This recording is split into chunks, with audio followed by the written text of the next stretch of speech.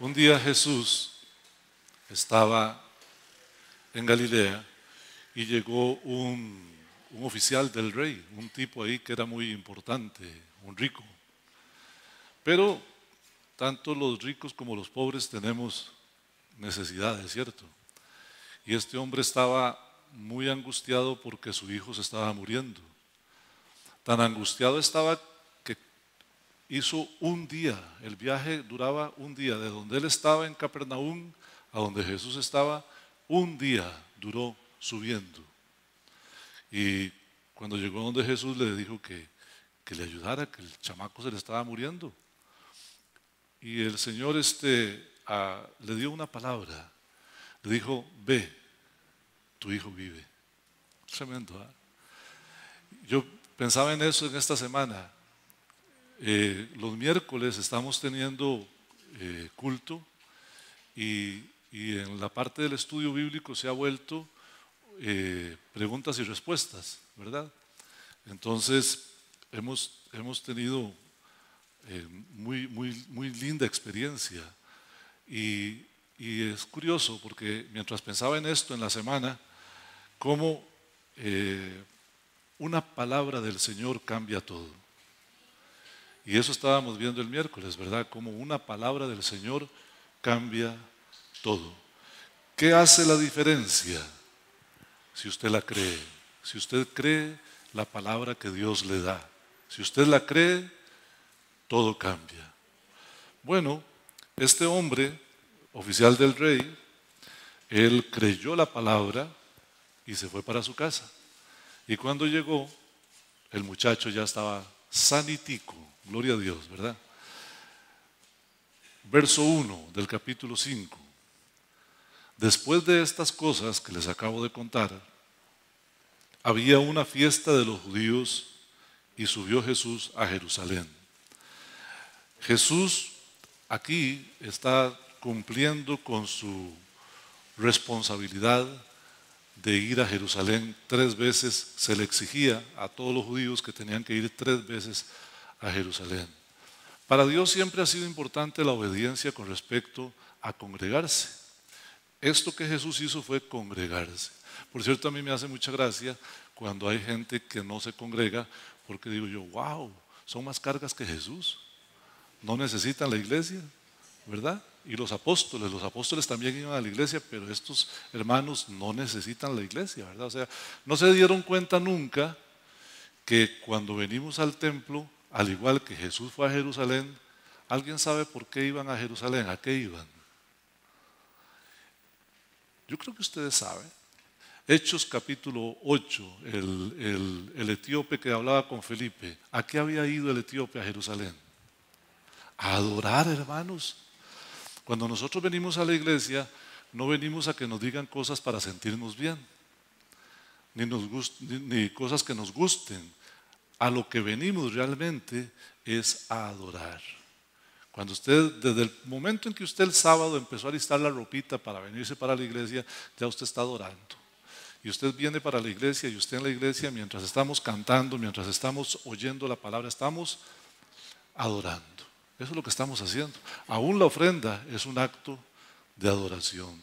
Aún saludar a los hermanos es un acto de adoración. Todo eso está en la palabra. Jesús subió al templo y fue a adorar. Esta fiesta de los judíos eran 3 fiestas a las que estaban obligados a ir. Ahora sigamos leyendo en el verso 2. Y hay en Jerusalén, cerca de la puerta de las ovejas, un estanque llamado en hebreo Betesda, o sea, casa de misericordia. En estos, y tiene 5 pórticos ese estanque. 5 pórticos son como 5 kioscos. Piense en un estanque, una piscina olímpica, porque más o menos esas eran las dimensiones, 60 por 90, y alrededor unos 5 kioscos, más o menos, 5 pórticos. Y en estos pórticos yacía una multitud de enfermos, pero no eran todos los enfermos. Ahí era un grupo de enfermos que habían ciegos, cojos y paralíticos. ¿Por qué hago la aclaración? Porque aquí no podían haber leprosos, por ejemplo. Aquí no podían haber otro tipo de enfermos porque ellos eran muy estrictos con respecto a las leyes sanitarias. Entonces ahí habían un montón de enfermos, unos cojos, otros ciegos y otros paralíticos. ¿Qué estaban haciendo ahí? Estaban esperando el movimiento del agua. Esa piscinota estaba quieta, pero había un punto en que el agua empezaba a agitarse. ¿Y por qué empezaba a agitarse el agua? Verso 5. Porque un ángel, de tiempo en tiempo, venía el ángel y descendía al estanque y movía el agua, agitaba el agua. Y el que primero descendía al estanque después del movimiento del agua, quedaba sano de cualquier enfermedad que tuviese. Wow. Ahora, yo quiero parar aquí un momento para explicar una cosa. Si usted presta atención en lo del estanque, se va a dar cuenta que era una creencia, una especie de leyenda judía. Los judíos tenían muchas leyendas. El agua se movía y ellos asumían que un ángel venía y la movía, ¿cierto? En realidad el agua se movía y ellos no tenían evidencia de que fuera un ángel, pero ellos lo creían. Al creer en esto y que alguien, el que entraba de primero, se sanaba, entonces todo aquello se llenó de enfermos para ver si se sanaban por ese medio. Pero es muy curioso que el apóstol Juan nos cuenta la historia, pero no hay registro de que nadie se sanara. No, en este mismo texto no hay registro de que nadie se sanara. Uno piensa, porque hay una parte de la crítica textual que dice que esto fue un adendum que puso alguno de los copistas, que puede ser una de las tantas leyendas de los judíos, ¿verdad? Los judíos tienen muchas leyendas. Pero donde quiero enfocar más que todo es que cuando hay una suposición de que en tal o cual lugar ocurren milagros, o que tal o cual persona hace milagros, la gente se agolpa. Pero lo triste es que no siempre van en busca del poder de Dios, sino que van pensando en la persona o en el lugar. Ustedes saben que alrededor del mundo hay muchos lugares de peregrinación. Aquí en Costa Rica tenemos uno que es muy famoso. Bueno, hay muchos, pero uno que es muy famoso. Y la gente va porque más allá de si creen en Dios o no, su necesidad los lleva a buscar la solución. Pero la mayoría de las veces sus ojos no están puestos en Cristo, sino en el milagro y la necesidad. En el Evangelio según San Juan lo vamos a ver varias veces. De hecho, Jesús en algún momento le reprocha a la gente: ustedes me siguen a mí por los milagros que han visto, nada más. En otro momento les dice: ustedes me siguen a mí porque les di de comer, pero no están buscando la palabra de Dios.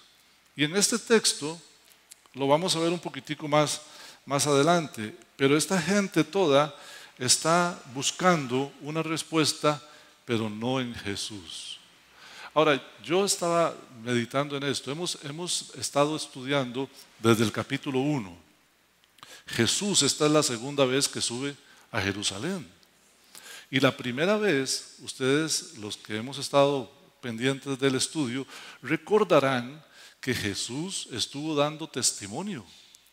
Él estuvo durante 7 días enseñando en el templo y diciendo que Él era el Cristo.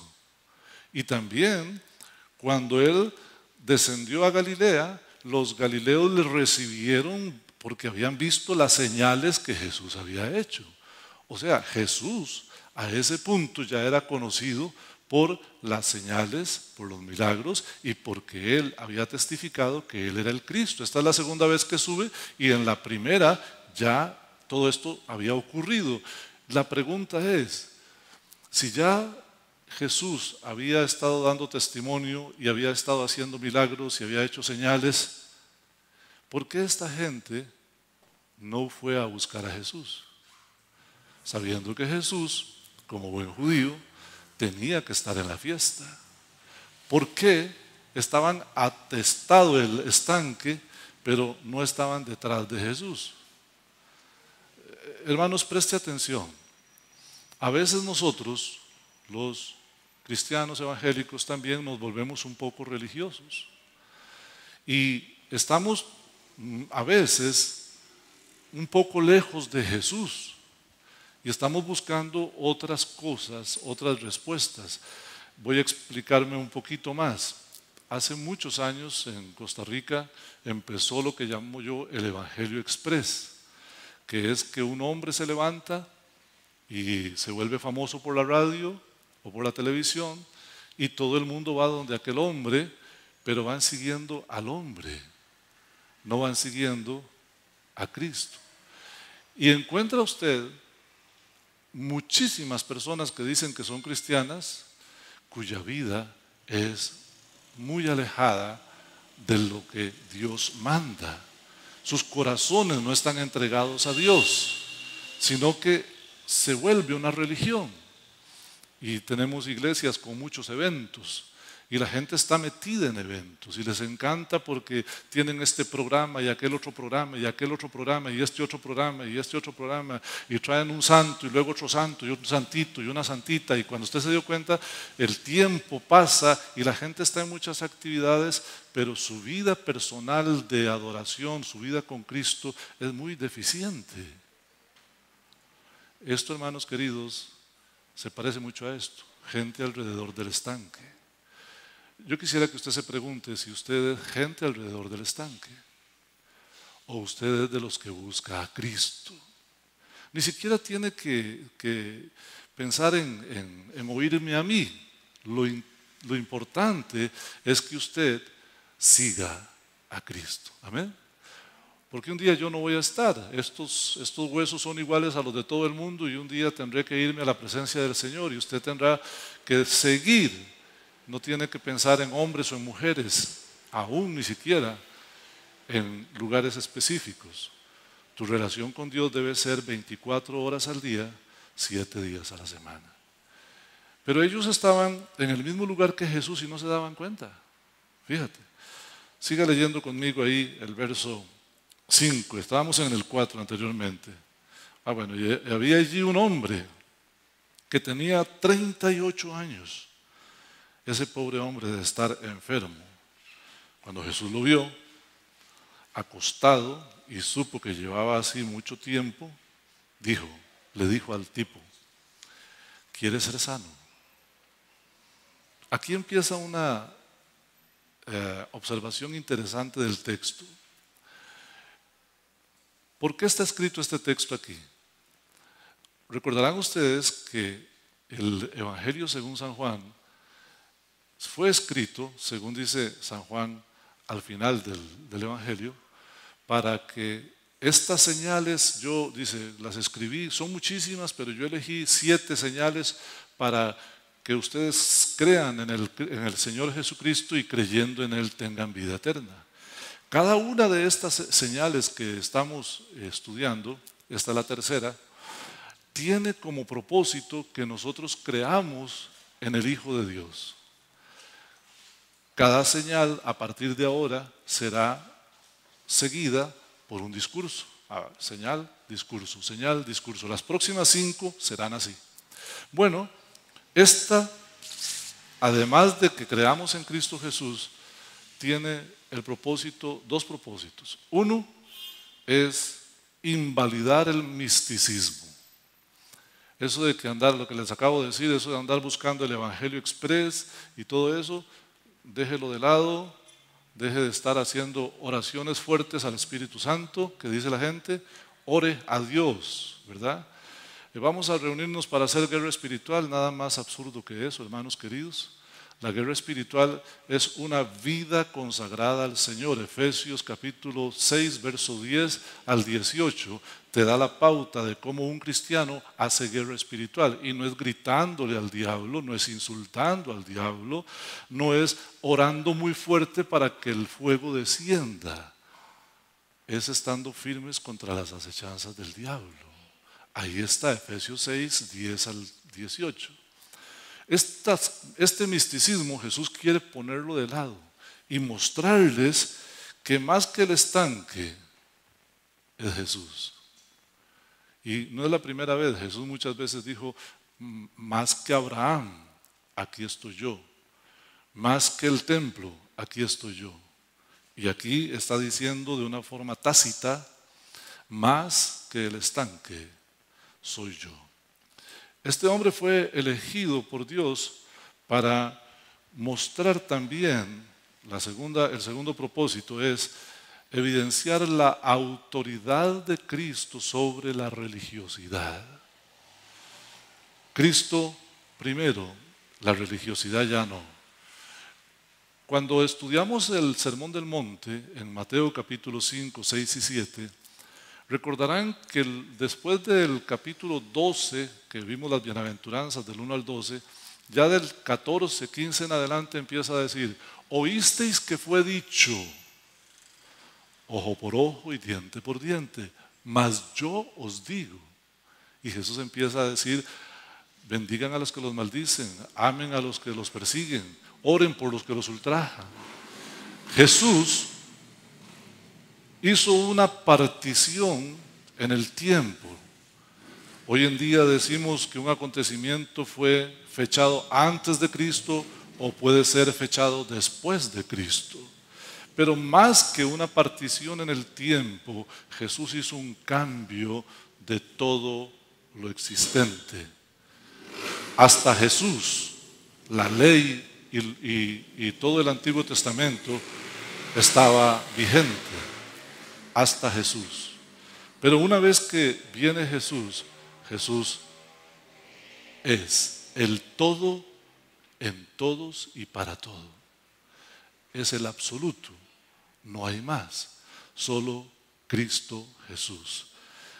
Entonces, para los judíos fue un gran problema, porque Jesús aparece y les empieza a botar su religiosidad. Estos maestros de la ley, conociendo toda la ley y sabiendo que Cristo está en todo el Antiguo Testamento, no se dieron cuenta que su papel en la historia de Israel concluyó con Cristo y que de ahí en adelante Cristo sería el todo y la religión quedaría escueta, quedaría excluida. Esto es muy importante, hermanos, porque el ser humano tiene tendencia a la religiosidad. Y no hablo solo de las religiones que conocemos con nombre, ¿verdad? Que podemos decir, hay una que se llama así, la otra se llama así, la otra se llama así. No, en el corazón del hombre le parece al hombre que la forma de acercarse a Dios es mediante la religión.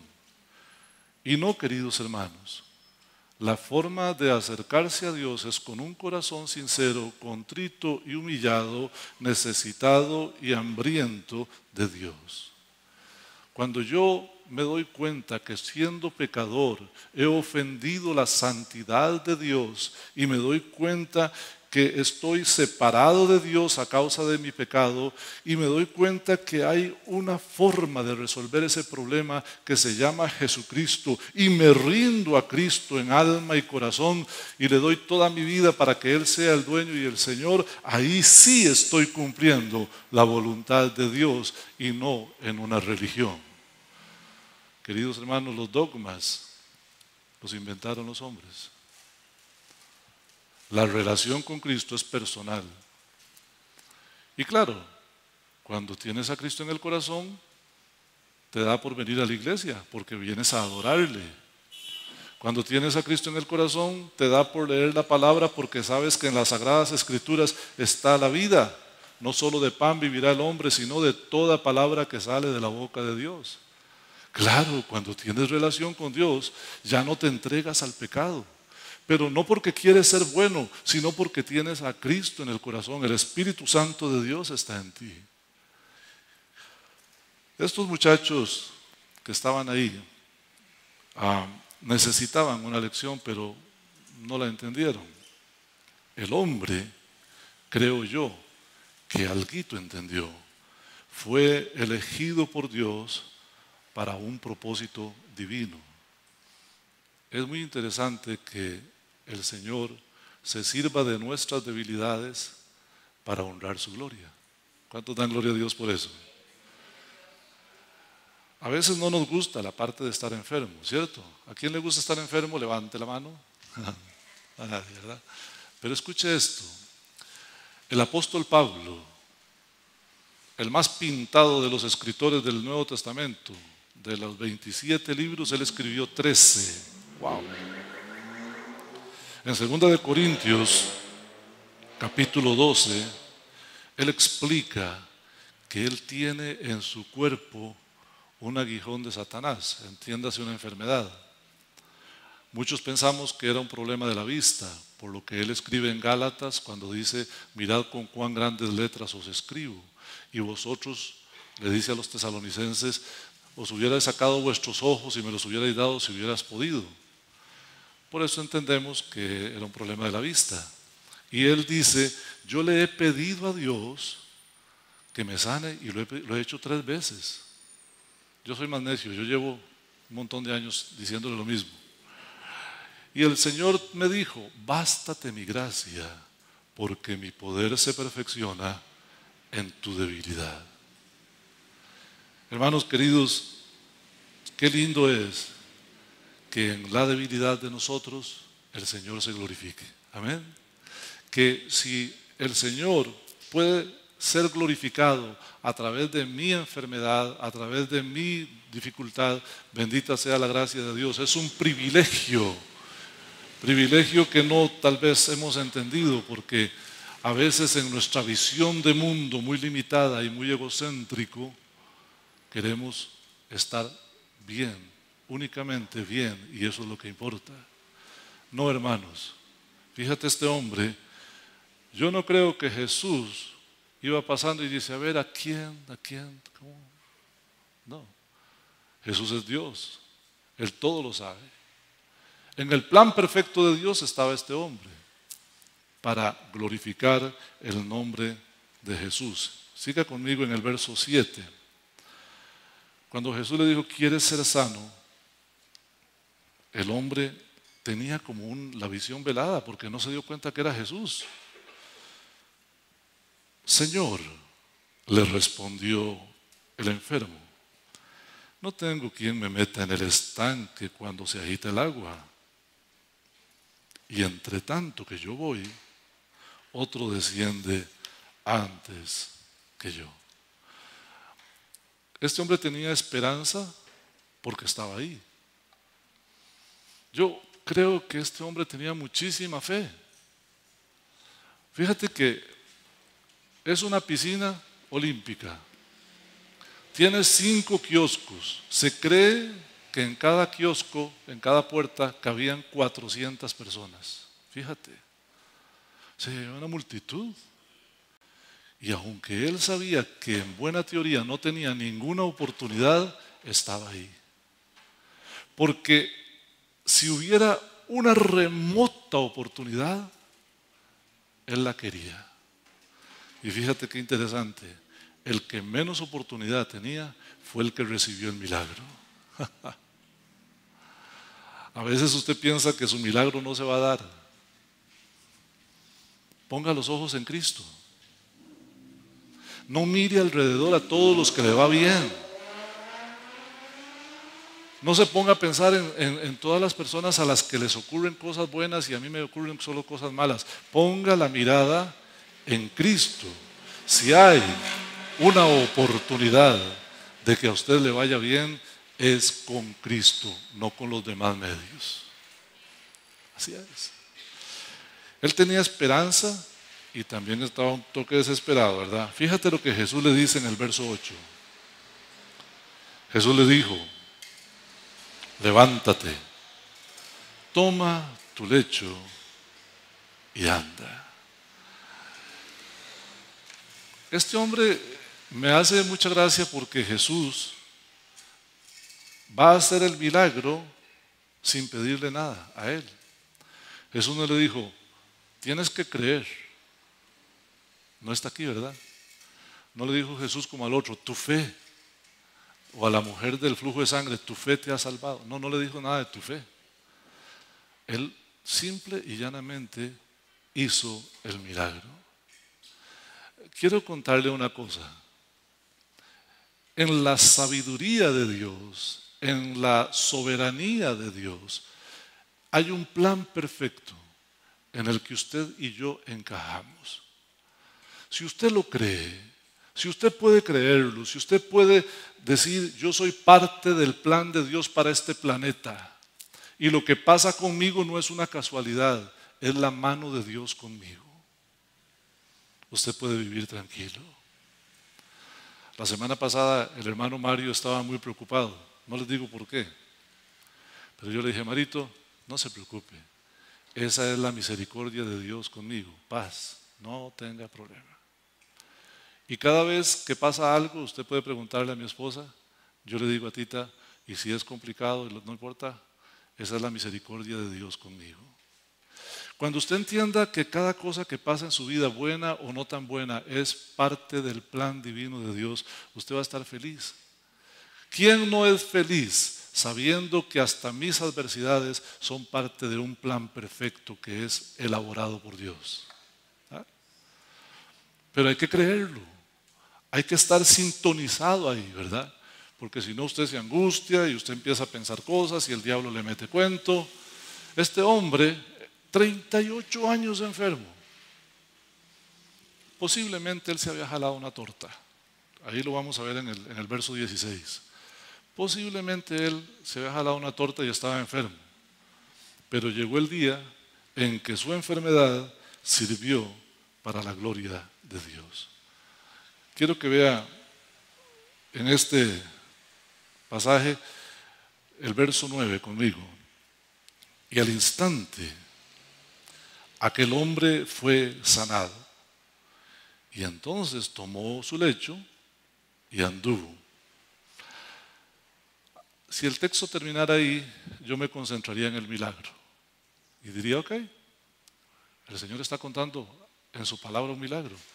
Pero fíjese que el versículo no termina ahí, sino que el versículo hace una aclaración. Y era día de reposo aquel día. Por lo que me veo obligado, siendo fiel al texto, a decirle las tres cosas que hay hasta este punto ahí. Número uno, su sanidad fue permanente. Eso no había ningún problema, eso se sabía que iba a ser permanente. En esa sanidad que fue hecha sin la intervención del hombre, sin la fe del hombre, solamente por el poder de Dios, lo sabemos porque Jesús, dice la Biblia, que al instante cuando Jesús le dio la orden, levántate, él se levantó.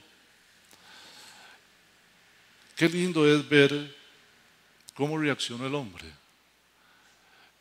¿Cómo reaccionó el hombre? No tenía otra forma de reaccionar. Si usted está en una cama por 38 años, sus músculos ya están atrofiados. Ya no tiene músculo. El que no hace ejercicio de piernas, los músculos se van encogiendo. O cualquier músculo, ¿verdad? Yo hace mucho que no hago pesas, como ustedes pueden ver. ¿Ah? Sí. ¿Cómo podía pararse si primero su enfermedad no se lo permitía y segundo no tenía músculos? En el momento que Jesús dio la palabra, aquellos músculos se tensaron, se llenaron. Él sintió en el cuerpo que estaba sano. Él no dudó, no fue como que vamos, tienes que ahora que ir a terapia unos 2 años para que te enseñen a caminar y que vuelvas a retomar la marcha y todo y sepas cómo mover las caderas. No, todo se restauró. Yo digo, Dios lo reconstruyó y no es la primera vez que lo hace. Más adelante veremos a Lázaro, 4 días de muerto, ya estaba maloliente y el Señor lo reconstruyó.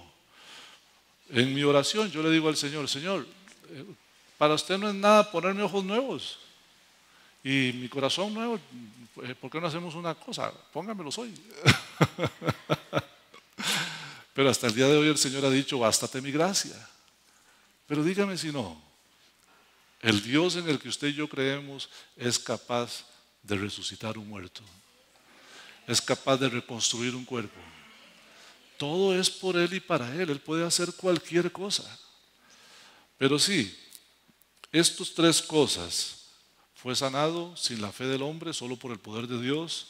El hombre reaccionó como debía ser. Y luego el que Jesús lo reconstruyó. Ahora, mire cómo la religiosidad puede hacer que una persona sea tosuda, jupona, que lo ciegue. Mire el verso 10. Entonces los judíos metiches, no dice metiches, los judíos dijeron a aquel que había sido sanado. Fíjate lo que ellos le dicen. No le dicen, ¡hey! ¡Te sanaste! ¿Cómo que usted está caminando? Si 38 años lo hemos visto ahí tirado. ¡Qué chiva! Vaya, dígale a su mamá, cuéntele a la gente. No le dijeron nada de eso. Lo primero que le dicen es día de reposo. Fíjate, es una locura. Y lo segundo que le dicen, no te es lícito llevar tu cama. No les importó. La religiosidad tiene esa desgracia, que no le importa el bien de la gente, solo la religión. Este es el dogma y usted lo cumple. Y si no lo cumple, está listo. Hace unos días, para los que vayan a presentar chiquitos, tomé la decisión de que les voy a pedir que vengan a una charla. Porque como que ya me cansé de que la gente viene, presenta a los chiquitos y se desaparece. Como mágica esta iglesia. Vienen, presenta al chiquito y jalan, desaparece. Y una de las cosas que yo les digo aquí enfrente es que tienen que vigilar por el crecimiento espiritual de ese niño. Yo creo que no me oyen. Pero oí de una muchacha que iba a ser madrina de una niña y que tenía que ir a unas clases, pero por cuestión de trabajo no podía ir a las clases. Porque las clases son sábado en la tarde y murió la flor. Si usted no pudo sábado en la tarde, murió la flor. Conmigo es diferente. Si usted tiene que venir a una clase el sábado y no puede, pues la pasamos para el lunes o para martes o para donde usted pueda. Y fíjate que no la dejaron ser la madrina porque por razones de trabajo ella no pudo ir a las clases. Esa es la religión. A la religión no le importa las personas, le importa el dogma, que se cumpla. Y no crea usted que estoy hablando solo de los vecinos, también en la iglesia evangélica. También en la iglesia evangélica a veces somos tan estrictos que no damos ocasión para que el Señor haga lo que Él quiere hacer. Fíjate que ellos le dicen eso, le dicen, hoy es día de reposo, no te es lícito llevar tu cama. Él, verso 11, les respondió, el mismo que me sanó es el que también me dijo, toma tu lecho y anda. Y aquí yo veo como que el hombre empieza a entender. Obviamente, si me sanó, viene de Dios. Y si el que viene de Dios me dijo, toma tu lecho y anda, yo me echo el lecho al hombro y jalo. Pero en los detalles hay mucha enseñanza. Con el oficial del rey, Jesús nada más le dijo, vete, tu hijo vive. Fíjate, nada más le dijo, vete, tu hijo vive. ¿Por qué Jesús lo sana? Pensemos en que Jesús hubiera hecho esto. Lo sana y le dice, machillo, ya está sano, jale. Jesús no le dijo eso. ¿Por qué le dice Jesús que tome su lecho? Por las autoridades sanitarias, por aquello de que vengan y digan, por culpa de Jesús se hizo una ratonera ahí. No. ¿Por qué razón? Porque el propósito de este milagro era también dejar en claro que la religión ya había quedado obsoleta, que ahora es el Hijo de Dios y no la ley de Moisés la que gobierna. Eso era el propósito.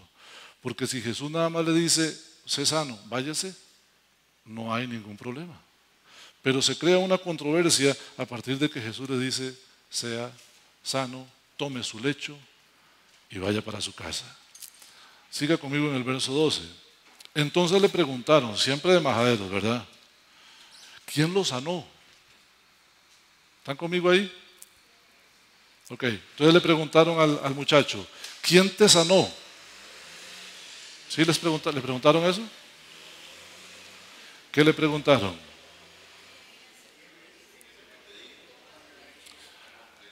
A ellos no les importaba que él estuviera sano. A ellos les importaba la infracción. Soslayaron nuevamente el milagro. Insisten sobre su punto. ¿Quién te dijo que violentaras la ley? ¡Qué locura! Verso 13. Y el que había sido sanado no sabía quién fuese, porque Jesús se había apartado de la gente que estaba en aquel lugar. Ni siquiera él, ni siquiera los otros que estaban en los 5 pórticos se dieron cuenta que Dios mismo estaba entre ellos, que Jesús estaba entre ellos. Fíjate lo que es tener a Cristo frente a frente y no darse cuenta. El problema es que cuando usted tiene la mirada puesta en otra cosa, le cuesta ver a Cristo. Si usted viene a esta iglesia y está muy interesado en cómo suena la música, el día que no haya música por cualquier cosa, usted se va a sentir defraudado. Si usted viene al culto y dice, es que la música hoy no me llenó, usted tiene un problema precisamente de relación con Cristo. Porque cuando usted tiene un problema de relación con Cristo, usted necesita estímulos externos para sentir. Y este camino, queridos hermanos, no es de sentir, es de fe. Cuando usted cruza por la puerta, usted viene a adorar a Dios. Si la música estuvo más lenta, más rápida, más tropical con Galileo, o más viejita cuando te toco yo, eso es indiferente. Lo importante es que usted viene a adorar a Dios. El mensaje no me llenó hoy.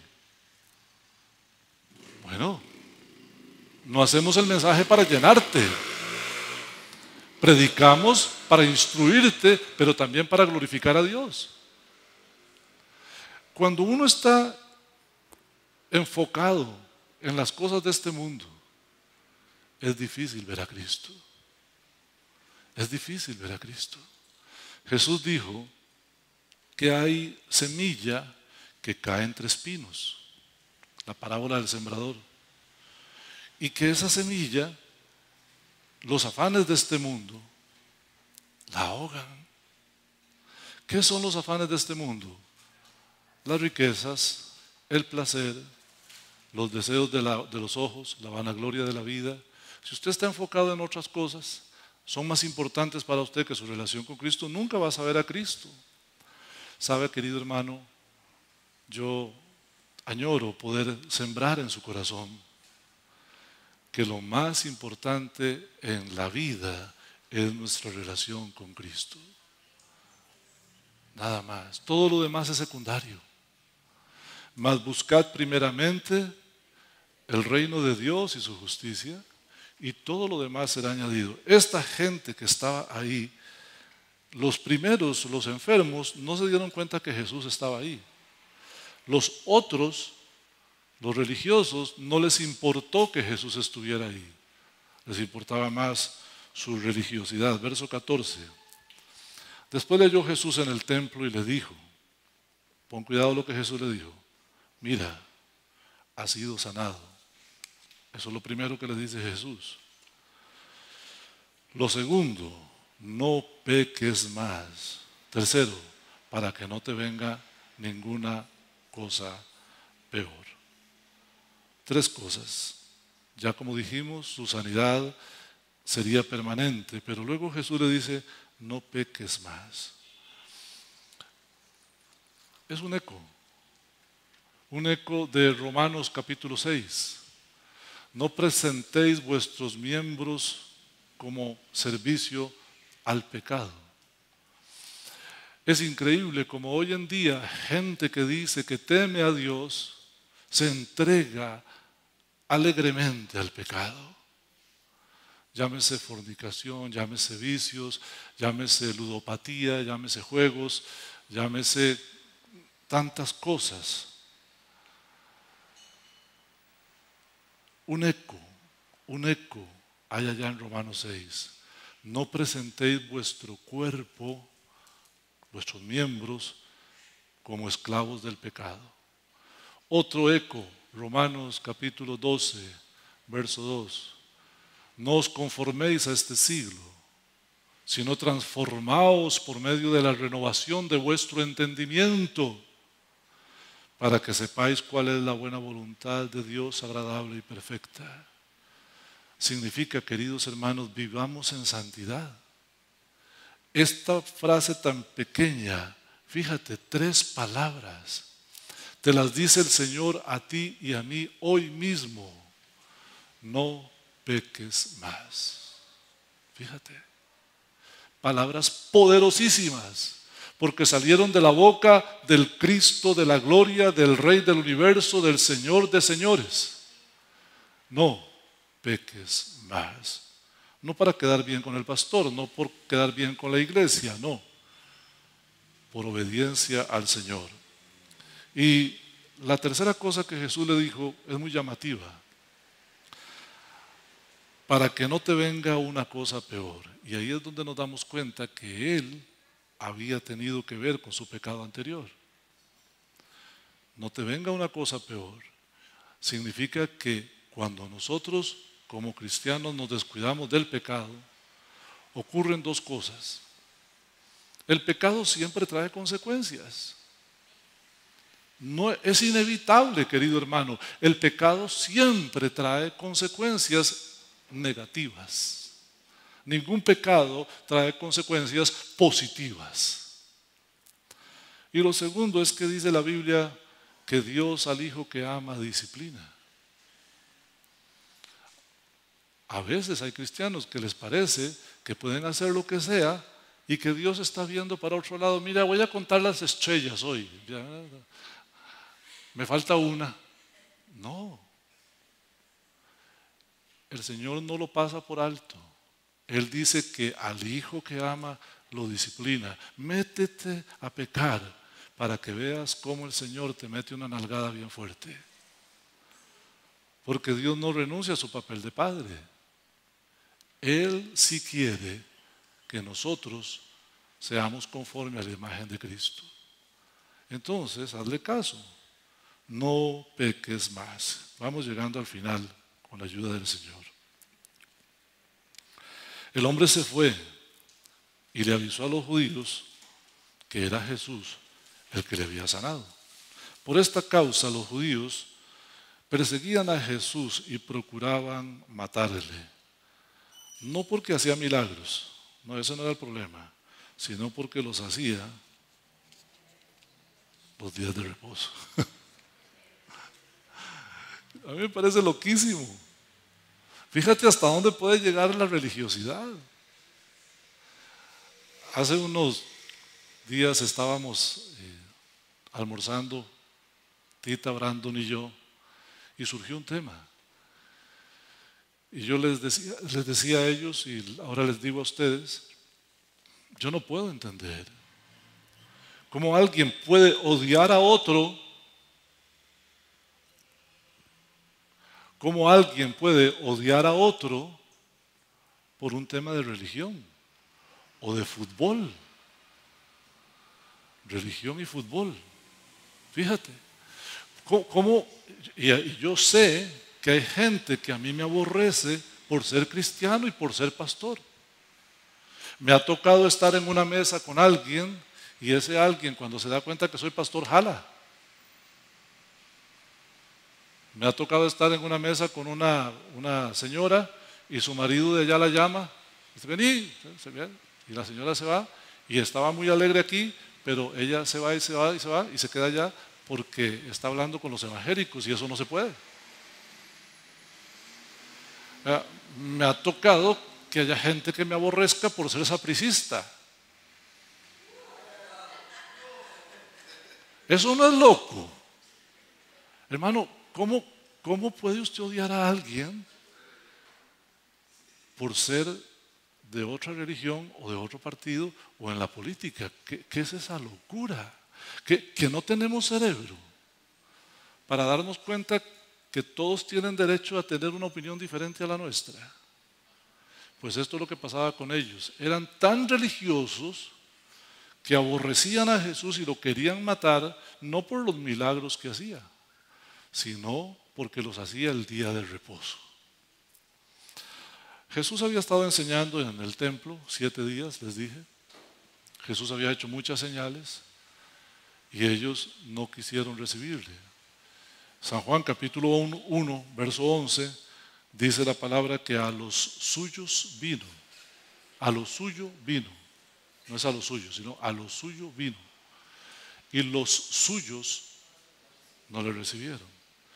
Y cierro con el texto de San Juan capítulo 3, verso 11. Jesús hablando con Nicodemo le dice, Nicodemo, de cierto te digo, que lo que sabemos hablamos y lo que hemos visto testificamos y no recibid nuestro testimonio. Hoy yo sé que el Señor ha hablado a algunos corazones. La pregunta es, ¿recibirá usted la palabra que Dios le ha dado? Incline su rostro, vamos a orar. Señor, gracias por darme la oportunidad y la fuerza para poder predicar esta mañana. Bendito sea tu santo nombre por todas las generaciones y todas las edades. Ayúdanos, Señor, para alejarnos del misticismo y buscar únicamente al Rey de la Gloria, a Cristo Jesús. Ayúdanos, Señor, para que nuestra vista, nuestro enfoque, nuestra pasión esté en Cristo, dejando todo lo demás de lado. Ayúdanos, Señor, para que entendiendo que tú tienes un plan perfecto, nos sintamos privilegiados de ser parte de ese plan. Encomiendo a tus siervos y siervas a tu gracia. Que tengan una semana extraordinaria de bendición, de alegría, de paz y de prosperidad. En el nombre de Cristo Jesús. Amén. Amén. Dios les bendiga, hermanos. Pueden ir en paz, que el Señor les bendiga más y más y más. Para Cristo la gloria. Me queda el bosquejito por si alguien lo quiere.